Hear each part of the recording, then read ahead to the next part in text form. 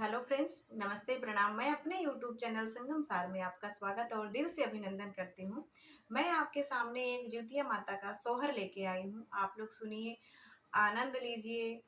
एक औरत माता से क्या-क्या कह रही है, आप इस गीत के माध्यम से ज़रूर सुनें। धन्यवाद। बोलिए ज्योतिया माता की जय हो। एकहु न देहलु लालनवा हो जितिया माई गोदी मोरी सुनीता गोदी मोरी सुनीउ हो। अरे मैया कैसे करी हम बरतिया त गोदी मोरी सुनीत गोदी मोरी सुनीउ हो। नदिया किनारे सब जई है त गोठवा बनई है त गोठवा बनई है हो। हे मैया कैसे करब हम पूजनिया त गोदी मोरी सुनी त गोदी मोरी सुनी हो।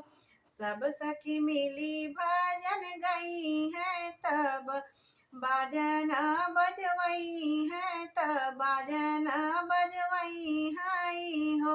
हे मैया कैसे घर माँ से निकली कि गोदी मोरी सुनी हउए गोदी मोरी सुनी हउए हो।